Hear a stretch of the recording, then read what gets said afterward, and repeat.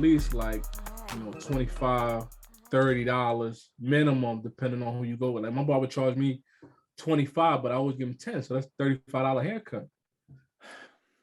I got a $40 cut today, bro. Man, nigga, you must be you're a rich man? No, I'm not. It was probably my last time going to Buddy. He did really good. But he diced you nice though. That's the thing. Like he did really good. But hey, I'm not in the military anymore. Yeah, you need to pay, you can't pay that military price. You need to pay that. You paying that real price now, nigga. Yo, for real. Nah, but what I'm gonna end up doing is I'm gonna end up just tapering myself once my hair get a little longer and I like it. Right. Let this stuff fill in a little bit more, and then just taper the ends. Right. I'm good. I'll probably just go in for a shape or some shit. You know how to give yourself a taper? Yeah. Oh, okay. I'm too scared. I think I'm gonna get my shit a ball spot. You know what I mean? Yo, you'll be like 10 times as careful on yourself, because you're gonna be. I believe it. At least when I tried it, right, I was like not nervous, but I was being like, right. Taking my time with it, and being meticulous on where I'm cutting at or whatever. You know what I'm saying? But it's really not. You'll do that joint one day. Do that shit one day, man. But yeah, y'all, welcome back to another episode. We know what I'm saying? Step into the light, step up to the mic podcast. It's your boy Smoove the Blaq Kennedy and my man's M. What's happening? Yo, what's good, brother? How you doing, man? How's everything? How you feeling? Hey, man, living life, dog. How you living? I'm all right, man. You a civilian now, man. Get used to it. You a civilian. I am very much so a civilian right now, and I am enjoying the hell out of it. Shit. Keep it a bean and still feel like I'm on leave. Like I probably really won't notice or feel that I'm out of the military at least for like another month. Guarantee it. Guarantee it. Yeah. I've taken leave this long before. So let me ask you this though: you still get access to the military discounts? Like Foot Locker, other places that give you like 20% off, or is that only? Nah, I mean, like once your ID expires, then I mean that's it, because that's what they normally ask proof of, your military ID. And they see that John expired, then it's Hattie. But if anything, somewhere down the line and I end up getting like disability or something, then they give you a VA card for that. Okay. That can be applied to different restaurants or whatever the case may be, with discounts and stuff, Foot Locker and all that good stuff. Right. So yeah, man, we'll see, because man, I need that. My body hurt. Yeah, bro. I can only imagine. You guys work 16-hour days, 18-hour days? I don't know. Sometimes. I wasn't really doing too much, honestly. Not even gonna sit here and fake the funk. When it was time to work, though, it was time to work. And you know what I'm saying? Yeah, you get up and do what you gotta do. No complaining, no none of that. You just suck it up and get to it. But on the days where we was chilling, I'm chilling. So folks, your tax dollars was going towards me chilling. I'm just not gonna lie. So thank y'all. I appreciate it.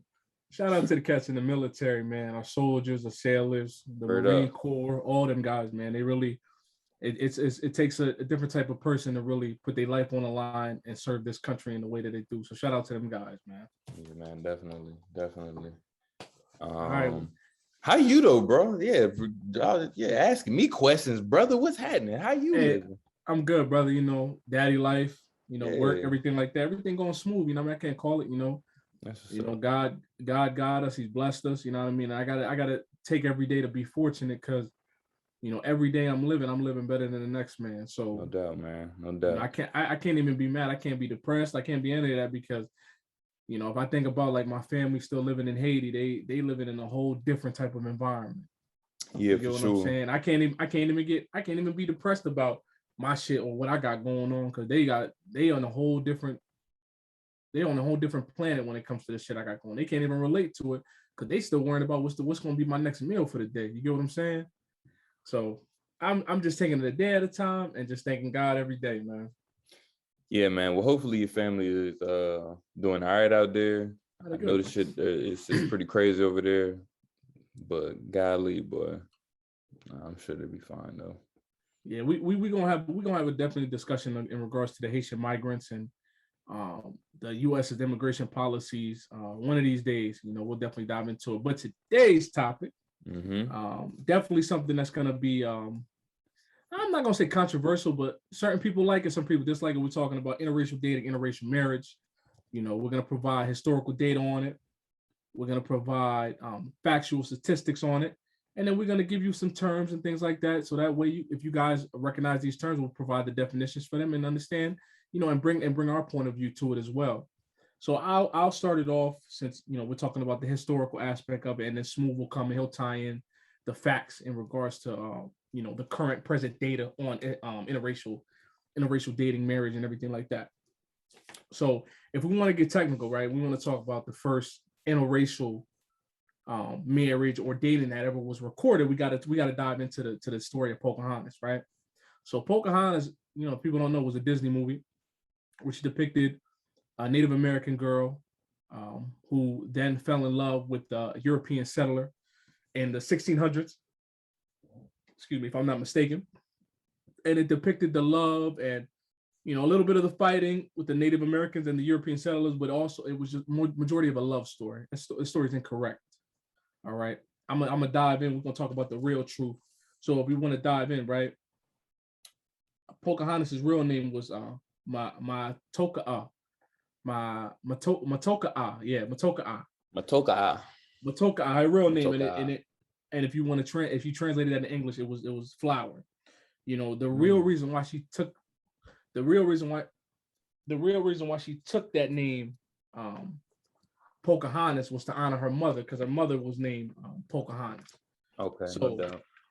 We got to understand where these things coming from, because if you don't know the story, you don't know the facts of it, then you're really unprepared to kind of handle it. So her father was the local chief of the tribe that she was a part of. She married this dude. He was a tobacco planter by the name of John Ralph. And the story goes that there's a lot of different historical facts and stories and oral history from the Native Americans that is different pieces to the story. If you look on one website, it'll tell you one thing. Look on another website, it'll tell you everything. So it's a very different from where you get your resources from, right? So pretty much, the story goes that she married the story goes that she married John Ralph, who was the European settler, for love, which is incorrect, because the Native Americans tell it as she was kidnapped by him because she wasn't allowed to see her family. She wasn't allowed to interact with her loved ones or anything like that. So she was kind of kidnapped from that settlement and taken to Europe. So when they got to Europe, she was integrated into that society. She's had a baby. She was pregnant by John Ralph. He ended up getting her, impregnating her. And then what happened when she came to Europe, she had a family with her sister, other Native Americans as well, when they came to Europe. When they got to Europe, I want to say a couple months later, they were at a dinner. And as the Native Americans tell it, she was feeling fine. Everything was going good with her. And then she just died at the dinner. So mind you, she's already been kidnapped from her Native American family, with among her sister, other individuals, a part of the Native American tribe, and then she ends up dying at the dinner. And the crazy thing is, right, you would think that the European settler John Ralph, if he loved her so much, he would bring her body back to America at that point. Jamestown is what they called that colony. Yeah. No, they buried her right at St. George's Church in England. Where the hell is that? And she died. It's in England, bro. It's in England. And she died on March 21st, 1617. So, and then just to tie in, because we kind of, not to forget about the family that she traveled with, we kind of want to understand, when we're talking about European settlers, what they did to people that were not like them, just to put that into perspective. The other individuals were either sold as servants, sold to like carnivals as attractions, raped or beaten, or sold into slavery. So once Pocahontas died, it kind of just killed all that. And then, she had a child by him. The child, when he got older, he returned back to that tribe, had a bunch of babies and everything like that. So it's really not. Yeah, it's really not. It's a sad story because, like I said, one side will tell you she married the guy for love, other side will tell you she was kidnapped. So it's a lot of different aspects of it. Okay. Well, so what you think? Me personally, cut you off, but yeah. No, you good. So me personally, I think she was kidnapped. Mm-hmm. Just during that time, I just do not see European settlers just, allowing them to marry, and the Native American tribe allowing them to marry. Just everything's good graces. We're doing this to keep the peace of the colony. No, I think she was kidnapped under preconceived notions, and some of her family was kidnapped as well, and then got to Europe, and she tried to integrate in that society, but she died at dinner, and most people think she was poisoned. Yeah. So I mean, that's how the story goes. But like I said, other historians will tell you one thing, or they'll tell you another thing, and this is all credible. I got this off of IndianCountryToday.com, which is a Native American website. It just tells you the myths and the realities of what really occurred to Pocahontas, Matoka, as she was once called, and before she took the name of Pocahontas. So yeah, that ties into that.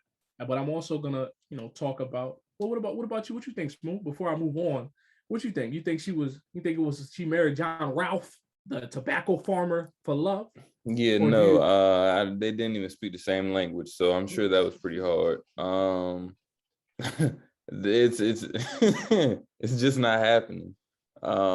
They had translators back in the day. I don't think so. No.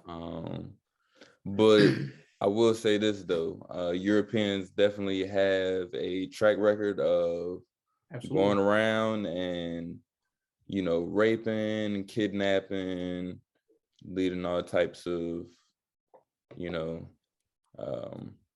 murderous escapades or whatever you want to call it, But they have a track record of that, so I can definitely see her being taken against her will from her land to go and, I don't know, serve as a arm piece, for somebody else's country or something. You know what I'm saying? So yeah, no. So we're on the same page, brother. So it's a sad truth about Pocahontas. It's a dark truth, and I just think people need to understand the story when we're talking about interracial dating and how it started, where it is now. Because you kind of learn from that, you kind of understand it. So now I'm gonna move on to Mildred and Richard Loving. So this is a pretty much a couple. This happened during like the civil rights movement in the 1950s. During the civil rights movement, 1950s. So they were arrested on July 11th, 1958. 3 police officers came into their, I think it was a motel room, arrested them, took them into custody, threw them in jail, right? Now, they were arrested because they were an interracial couple, one black woman and a white man. So they were arrested because at the time, during that time, it was illegal in about 24 states in the United States to get married to someone outside of your race, right? That wasn't allowed, okay? Mm-hmm. So they fled to, like, a couple weeks later, weeks earlier, they fled to Washington, D.C. to get married, right? Like, have a silent ceremony to get married. Nobody knew about it, but in D.C. In D.C., they went to go get married in D.C., right? That's weird. The capital would allow that, but so they went to go get married in D.C., right? And they were both found guilty of that egregious crime at that time. What it was labeled as is egregious crime, right? All right, got you. So when the judge was speaking in front of Mildred, who was the woman, right? He said to her, "As long as you live, you will be known as a felon." Mind you, she broke a law, but she wasn't doing anything heinous. She wasn't killing nobody. She was marrying a person. They were marrying each other of different races. Now, see how crazy that sounds, right? And then I'm gonna get into a little more facts about it, right? So, once they served their time, they were released. They moved away. They moved to Washington. I'm not, because the where I got the data from, It doesn't specify whether Washington D.C. or Washington State, but lo and behold, the ACLU. If everybody doesn't know who the ACLU is, American Civil Liberties Union. They're the guys that take on cases that violate a person's liberties, civil rights, and those type of things. They take on these cases and they try to fight them in Supreme Court. So in 1963, they took the case on and they were battling, appealing, and it got all the way to the Supreme Court. They were able to win their case in 1967, where the Supreme Court ruled that laws prohibiting interracial marriage were unconstitutional. Unconstitutional, which means that after this this was set, now people could marry individuals from different races, right? It was allowed now because the Supreme Court is the highest. United States Supreme Court is the highest court of the land. So when they establish a law, it's set like that. But the crazy thing, right? And this is crazy, right? This is crazy. The last law officially prohibiting interracial marriage was repealed in Alabama in 2000. Was repealed in Alabama in 2000. So people were still trying to fight that in the 2000s. Yeah, no, that doesn't surprise me. In Alabama. And guys, you can check this out. I got these facts from PBS.org. That the channel that we used to watch with Smoove and all that. Check Barney's PBS. Come on that John too. Barney, Teletubbies, all of them. Check PBS. I got this from PBS.org, the site. So yeah, tying in the Pocahontas story, Mildred and Richard Loving Supreme Court case, it ties into a lot of fight that had to happen to kind of allow these interracial relationships to succeed. And Pocahontas is a devastating story and it's a tragedy. But the Mildred and Richard Loving one is more of a story of advancement, a story of diversity, a story of persistence, because they were truly a loving couple, and they were trying to establish a relationship, a marriage, without it being something where the law could just prevent them from being married. They wanted to change that. So I think they were real trailblazers in that step. And to be honest, if they didn't take those couple days in jail, they didn't continue to fight. Even with the civil rights movement, you never know. We could have been able to integrate, but we probably still wouldn't be able to marry individuals of other races. So yeah, just to tie that down. So I'll pass. And so, what you think about the case, man? What you think about this couple in the 1950s? Black, white, getting together. Like, how you feel about that, man? I mean, it doesn't surprise me, right? They hate. What I would assume that they hated to see their own kind dating, someone outside of their race, especially, a Black man in the U.S. That's just, that's frowned upon, right? So I'm pretty sure that, they wanted to teach them a lesson, throw they behind in jail or whatever the case may be. You know how it goes, man. I mean, it was always that, I know that I used to hear this a lot as a kid growing up, right? We were told, don't be bringing no white woman around here, Yeah, absolutely. But I mean, I think that's just due to what we've seen over the years or the past decade, right? Or decades. I mean, you don't really see that too much these days, at least I don't think. Right. But back in the day, whenever there was a situation with the Black man talking to a white woman, it was always some repercussions. And what I'm saying? And me too. The situation that happened out there in Tulsa, Oklahoma, Black Wall Street, right? The story goes that what caused such ruckus was that it was this white woman that had said that this Black man had made a pass at her or something like that. I don't know if he wolf whistled or anything, but he was trying to get at her type shit. Right. And she went back and told her fellow kind, and next couple of days, freaking the Black Wall Street of Oklahoma is burned down to the ground with goddamn napalm bombs dropping from fucking crop planes and shit. So yeah, I mean, I say all that to say, that's that case. I mean, yeah, I can see why they were arrested, and right. so on and so forth. And yeah, and it's crazy and egregious to think that like people back then, like 1950s, 1960s, if a black man was seen in a white community and a white woman passed him or whatever the case may be, she could just make up something and that would be the end of his life. It's so crazy that the burden of proof would never be met. Like legally speaking, nowadays people still get away with that type of stuff. That's the crazy part. Like you make up something, boom, your life is over. And I think with like we're gonna dive into this, but I think when you're dealing in an interracial relationship, right? You have to understand that this person has to meet you on a level of your spirituality, your mental, it has to meet your energy, has to understand your culture, has to be open-minded. Have to meet all those things, because the worst thing you can be is you can be someone's experiment, someone's fetish, all those things you don't want to be, especially if you're a black man, a person of color. You don't want to be this woman's experience or her fetish. It's embarrassing. Embarrassing. Hey man, but at the end of the day, like I like experiment, people. All right. Don't just feel like you have to be secluded to just one race, right? Like if you real deal want to go outside of your race lines, right?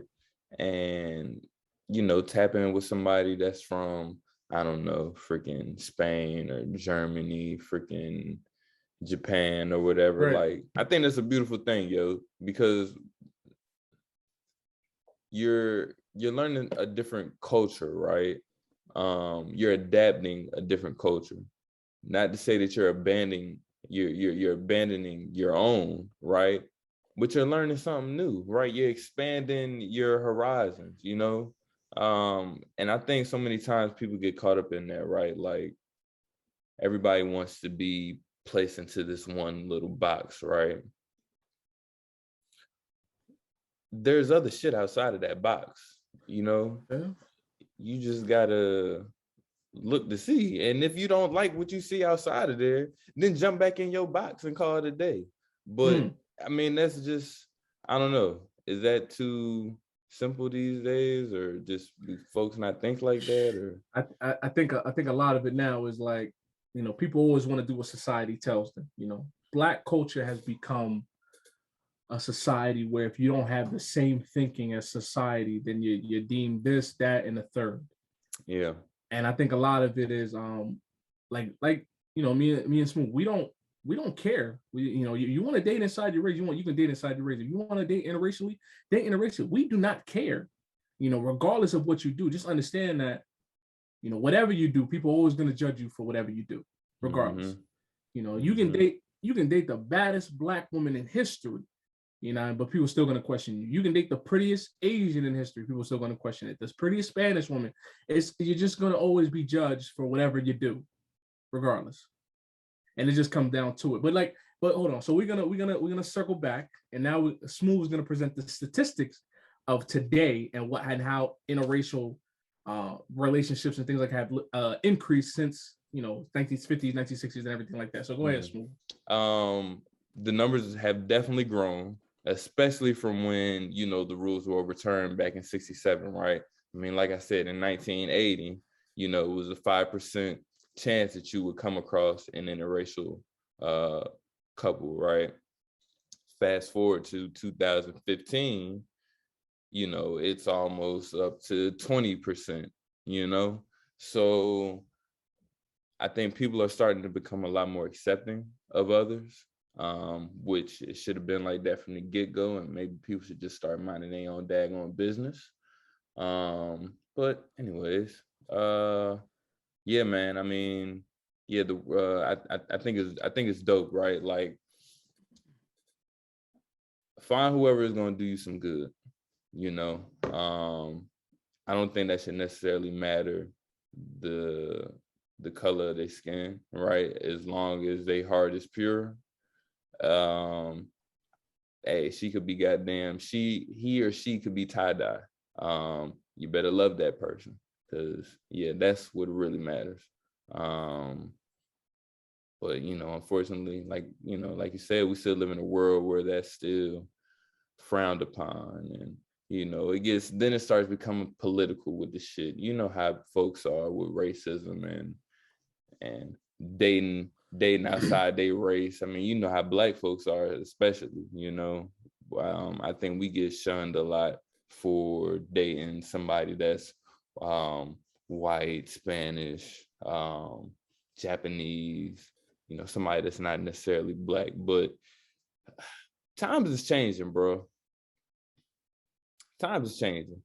And I also feel like, you know, these women are giving these brothers a hard time as well, which is, you know, another reason why. Oh my God. That happens. But I can save that. Not all of them, bro. Not all of them. But I'm just saying, man, you see it. Like, bro, somebody can go through social media right now and can tell who's dominating in this male-female spectrum right now. So shit. I'm just saying. Hey, we're not gonna pull no punches, man. And I So all right, so let me just piggyback, right? If we talk about statistics, right? You know, it's almost a 10, like a 15% jump, right? From 5 to almost 20%, right?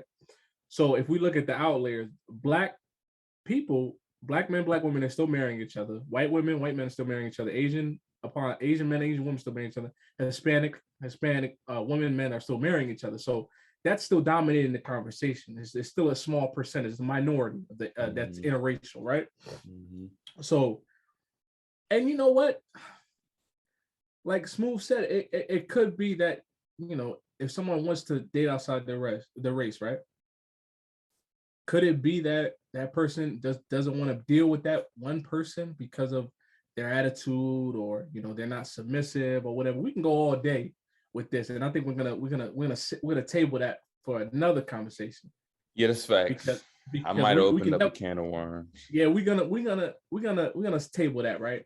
But now I'm gonna ask Smoove a question, right? And then we're gonna just dive into these questions, right? Because these are really good questions. All right. Can you be pro-Black and still be in a relationship? Now, before you answer, right, let me just give the people a definition of what pro-Black is, because I had to Google this earlier, right? So pro-Black is supporting and favoring all Black people, right? That's pro-Black. You're supporting Black businesses. You're supporting anything Black owned, Black products, Black individuals, and anything Black, right? Can you still be that and still be with a person, a white woman, or a white man, or Asian woman, or Asian man, or a Hispanic man, Hispanic woman, whatever the case may be? Can you still do that and still be pro-Black? And you can be honest, bro. Like you can be honest. I got an answer too that might shock you, but you can be honest. I say, see, it's so, because not everybody's the same, right? Like, I do believe that some people actually find somebody that's, you know, good for them, regardless of who they are, what they look like, you know what I'm saying? So I think that a person can be. Now, would he get chastised for that, or, you know, be called a hypocrite? Probably, because he's not keeping it within, you know, his or hers, you know, race. But yeah, man. I mean, I don't know.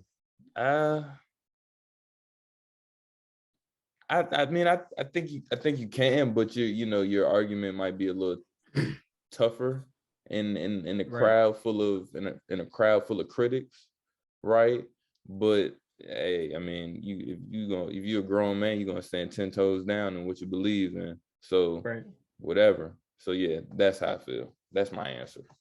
So my answer is different from yours. I don't think you can be pro-Black in an interracial relationship, because if we look at, you're pro-Black, right?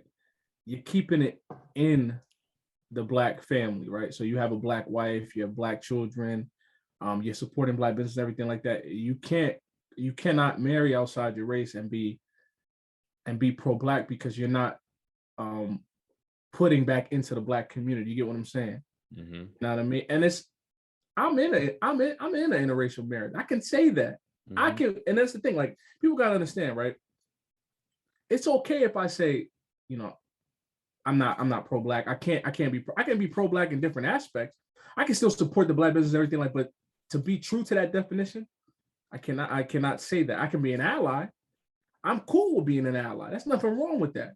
You know what I mean? But society's always going to determine what you are regardless, right? They can say, oh, and hold on, listen, I don't care. I don't care. Yeah. But at the end of the day, if I'm going by the true definition, if I'm going by what the scholars say, if I'm going by, Tariq Nasheed, shout out to him. If I'm going by Umar Johnson, all them guys that speak about Black culture, that do the research and understand it, by their definition, they're the ones that define it. I'm not pro-Black. I cannot be that. Yeah. And there's nothing, and there's nothing wrong with it. I don't lose sleep over it. But I tell you what though, my son is Black. He's still going to be Black. He's still going to understand Black culture. He's still going to know about it. And we're going to continue to be allies to Black culture in the best way possible that we can be. And I don't care what anybody says. I'm going to debate that to the end of time. And it is what it is. Like, that's how I look at it. That's how I feel about it. Like I said, interracial relationship, to me, my opinion, of the pro-Black, no, you can't consider yourself pro-Black. You can be an ally to Black culture. There's nothing wrong with being an ally. Ally is you're gonna be there, you're gonna support it, you're gonna defend it when it needs to be defended. But to say, you can still be pro-Black, false narrative, you can't. You just can't. I mean, maybe I think a little different, because I'm thinking power in numbers, right? Like, right. That's why I had brought up the whole one drop rule, right? Like, but then that comes into, right, if you're talking about that, if you're talking about just mixed kids in general, you're tying in your multiculturalism at that point. It's not Black anymore. You're not talking about that's true. You're not talking about African culture. You're talking about just multiculturalism, where you're bringing multiple cultures together. And there's nothing wrong with that. Multiculturalism is a good idea in a sense. But then that negates, the pro-Blackness, and you're trying to push that Black culture to a higher effort. That's why today in society, you have a lot of groups that all get tied together to diversity and inclusion. But, Black people always get the short end of the stick, because other groups get kind of pushed up higher than them. So, which is crazy, because it's funny how during the coronavirus, there was a Stop Asian Hate. Oh, wow. Yeah. Law that was put into place, right? Mm-hmm. And then what happened? What did we get? We got a Black Lives Matter street out in DC. That was cool. We got some stimulus checks, but everybody got that. And I think if we're gonna die, I think with black folks, we gotta understand, right? Reparations is not gonna happen unless we really change how we spend our money, what we do with our money. With a community that spends the most on sneakers, cars, all that. We spend the most on all those things, right? If we were able to take our money and put it in a pool and then support and push that into a candidate and support them, we'd be getting lost for Black folks every day. That'll be the whole agenda. But we don't know how to do that. You know what I mean? And then a lot of these Black organizations, they're not really pushing a Black agenda to promote. You get what I'm saying? It's more of a Black and brown, or a Black brown LGBT, and there's nothing wrong with it. That's inclusion. But if you want to start your own group, your own thing, Black people, we got to understand, man, you have to utilize it differently. You have to put your money into something to promote a candidate or promote an idea to run with it. You know what I mean? We keep allowing these other groups to join in, and that dilutes it. because they have more money than us, because they know what to do with their money. If you look at I know I'm going off tangent, but we about to rock with it. If you look at the Jewish community, right? And I'm from Spring Valley, New York, and everybody that knows Spring Valley from Rockland County, they know it's a huge Jewish population, right? That Hasidic Jewish population, that population controls probably 80-90% of Spring Valley Village, right? But because the reason why they control it is because they were able to pull their money together, buy the local businesses, buy up the apartment complexes. And what they do is they don't allow other cultures to live where they live. They keep them out. They don't hire other cultures to drive their buses for their school. They don't promote other cultures to do anything. They keep it in. But nobody gets mad at that. Nobody questions that, right? But as soon as Black folks try to do that, it's a problem. Why are you guys not allowing us in here? Why are you guys not allowing that in there? Da, da, da, da, da, da. But other cultures don't get questioned about it. You don't go to little Asian town in Philly, and you don't find a soul food spot in there. They're not allowing that. It's just not gonna happen. It's not supporting their culture. You get what I'm saying? I think Black people have to realize that we have to use our money in a better sense than putting it into these other businesses, other places that don't support us or don't benefit us in any shape, way, or form. That's how we got to understand it. All right. And that's tough. That's tough to do. That's like trying to break a freaking centuries-year-old habit. Oh, absolutely. You know what I'm saying? That really sucks. Because imagine if like these Black Wall Streets from back in the day had really like, thrived to their, max potential, right? Imagine how many jobs or the actual financial situation would have been for a lot more Black folks. You know what I'm saying? Like maybe we wouldn't have been as rich as white folks, but we would have maybe caught up enough to where we could sit there and flex and like be like, I mean, we really out here now. Like, we don't necessarily need y'all. You know what I'm saying? That type of money.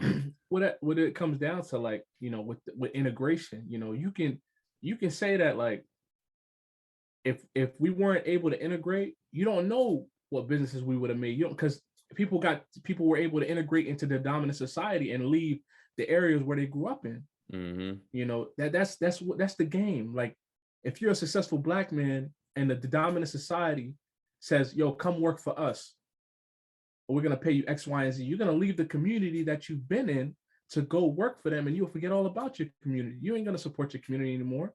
Your money's going to go into that dominant society's company now. That's how integration is. That's how it is. Like, you take the smart, educated Black man out of his community, out of the hood, or whatever the case, out of the ghetto.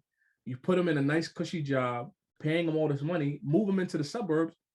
He forget that he grew up Spring Valley, New York. He forget that he grew up, Chesapeake, Virginia. He forget that he grew up North Philadelphia, North Wilmington. He forgets all that because now I'm ingrained in that suburban life now. I don't even want to go back. I don't want to go back. Like, everybody always tell you, I don't want to go back in the hood. I'm never going back. I don't want to go back where I came from. That has to. We got to change that. You know what I mean? And it's just, Black people got to take accountability too as well. You know what I mean? We can blame everything on other things in the past that happened or whatever the case may be. But we have to take accountability on certain things. Yeah, for sure. And stop killing our heroes, man. Exactly. Stop killing, people that look just like you, yo. Especially the ones that actually have the ability to bring some type of change to your community or something like that, that's actually pretty sickening. So yeah, I just wanted to get that out the way. Stop the killing, guys. Stop the killing, man. Stop it now. So, and then I want to shout out, one of my coworkers at the job, Milla. Appreciate you. She hooked me up with all these questions, man. Shout out to her, because we about to really dive deep. I ain't even get halfway yet, right? So, me and Smoove were talking before the podcast, you know what I mean? We were talking about, what a bed wench is. And I don't know if the audience kind of understands the historical context of what of a bed wench and how that term came to be. So I'll explain it, you know what I mean? So a bed wench, right? During slavery times, right? The white master would have, the lowest of the lowest Black servant, Black woman servant, come and keep him warm at night. Pretty much come sleep with him. He could do what he wants, like have a concubine, that type of thing. That's what a bed wench was, right? This term is still used today for Black women in the interracial relationships with white men. And I want to preach that Black women, if you are gonna date outside your race, and we love y'all, y'all Black queens, we want to raise y'all up, y'all the best. Don't get it twisted. Just because I'm in a interracial marriage, doesn't mean it takes the love away from me that I have for y'all. My mother's Black. I love y'all. Keep grinding, keep doing what y'all doing. But if you are gonna date outside out your race, understand when you date that white man or that Spanish man or whatever, whoever it may be, do not be a bed wench to him. Don't allow him to say racial things to you. Don't allow him to treat you as a concubine or a mistress or whatever the case may be. You're a queen. You deserve the best. Understand that and allow yourself to get it. You know what I mean? And you don't want to be a bed wench to someone that is inferior to you. Remember that we come from gods and kings. We don't come from the slums. We got to get that out of our mind. So, yes, I encourage y'all, if y'all date outside your race, please do not be a bed wench to these men. Okay, go ahead, Smoove. What's your take on it, man? It's really Black women out here letting these white men treat them like anything. Yeah, man. I'm not saying all of them. I'm saying some of them. Some of them, yeah. I don't understand, but we'll get cussed out for something real fast. I don't understand. Maybe is that like a, back to your word, fetish, right? Maybe that's like a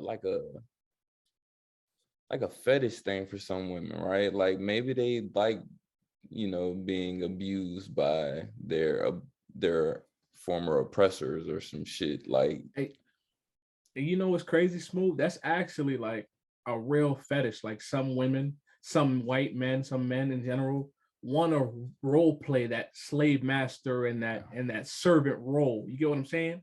And then let me just, if your audience, if y'all don't know what fetish is, I'm just gonna give you the Webster's dictionary of what a fetish is, because y'all might think fetish means like feet or armpit or whatever. I'm gonna give you the real context, right? So a fetish is an object or a bodily part whose real or fantasized presence is psychologically necessary for sexual gratification, and that is an object or fixation to the extent that it may interfere with complete sexual expression. So you gotta understand, let me paraphrase. It's for you to be someone's fetish, the person's already had it in his mind, like, oh yeah, I can't wait. Oh my God, I need her. Like she is just, oh, my chocolate drop. I need her. She's gonna make me just get to that point that I need it. And they're gonna degrade you and everything. Like, don't be somebody's fetish, man. Don't be somebody's fetish. Like I had a conversation earlier with my coworker. The people, this is the people that you stay away from if you're gonna be in an interracial relationship, right? You don't want to be with somebody that first thing they say is like, if me and you together, we're gonna have some cute, light skin, swirl babies. Get away, run. They don't want to be with a person. Swirl baby.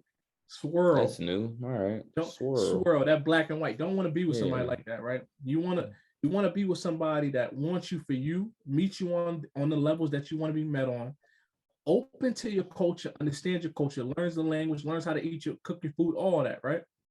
Don't want to be with somebody first time you walk into their crib, they mom say to you, I know Black people like chicken. Look what I got here. Like, get out of that house. Understand that stuff like this. Get out. Watch the movie. It's real. So understand that you don't want to be with those type of people, right? So, that ties in the fetish, right? Now we're going to tie into, tokenism. What is a token, right?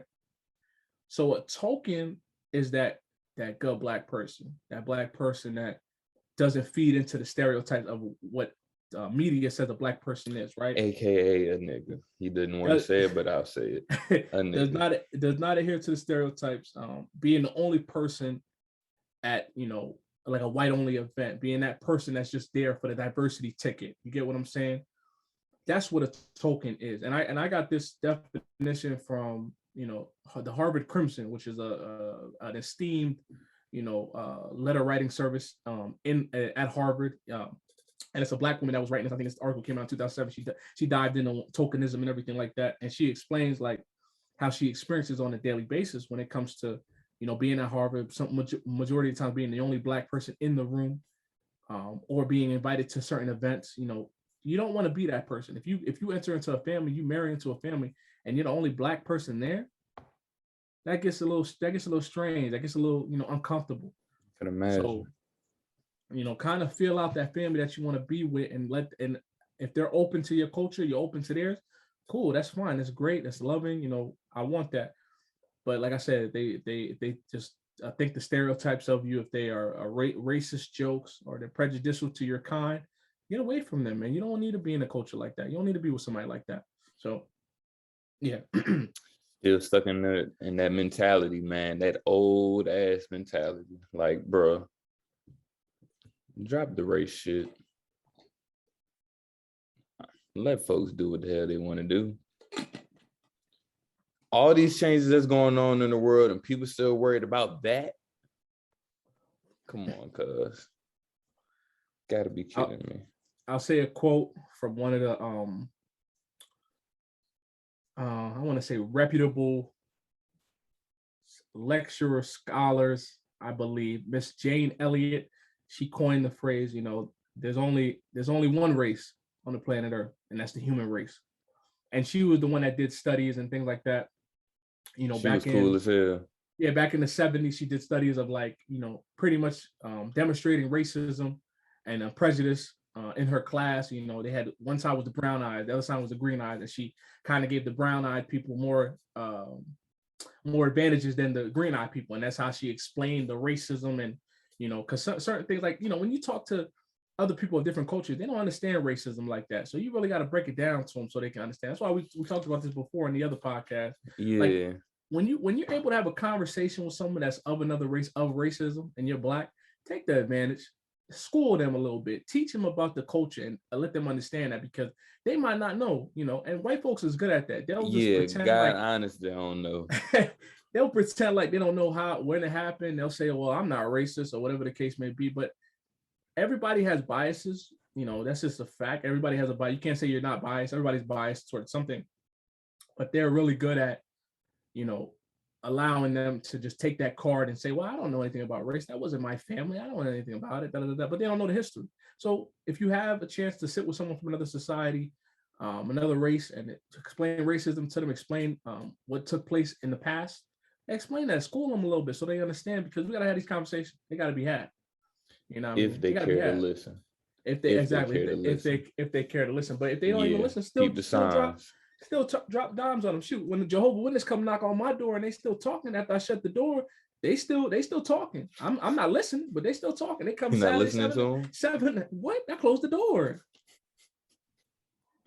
And if anybody who's a Jehovah's Witness and listening to us, much respect to y'all, but I'm gonna be honest with you, y'all not coming to my house 7 o'clock in the morning talking about Jesus coming to save you. I'm shutting the door in your face. Yeah. It's too early for that. Yeah. Who's gonna save y'all that Saturday morning when I go off? It's too early. Y'all need to change y'all business times, bro. For real. I like the hustle, but golly, boy.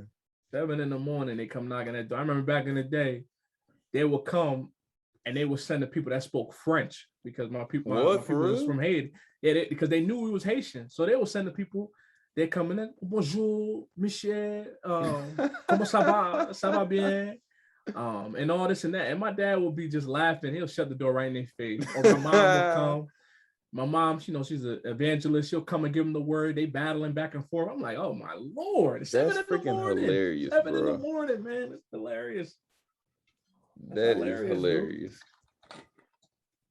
Well, hey, man. Yeah.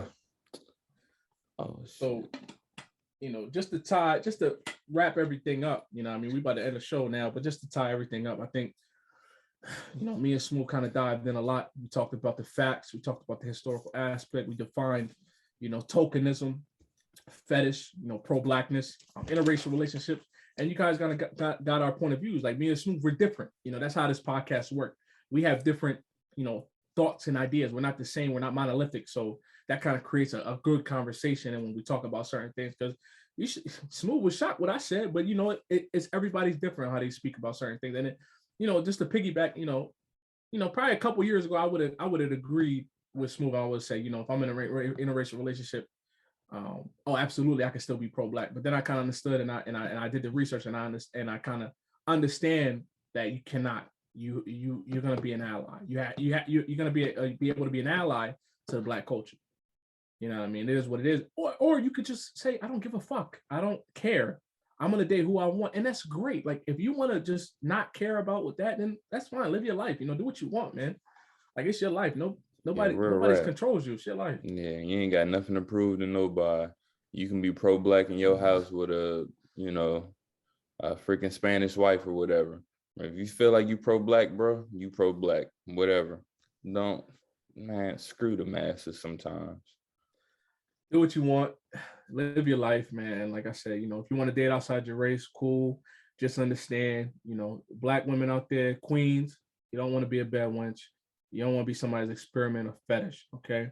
Black men out there, I understand that, you definitely don't want to be somebody's fetish, and you definitely don't want to be somebody's experiment, when it comes to that to that thing, or a token. You don't want to be their token. Understand that, like I said, step into the light, step into the mic. We always drop the bombs. We come heavy with it. We do our research, and we do good dialogue. So that's it, man. This is M. Signing off. Peace and love to y'all, man. Smoove the Black Kennedy. You're prepared. You already know what's going on. We'll holla.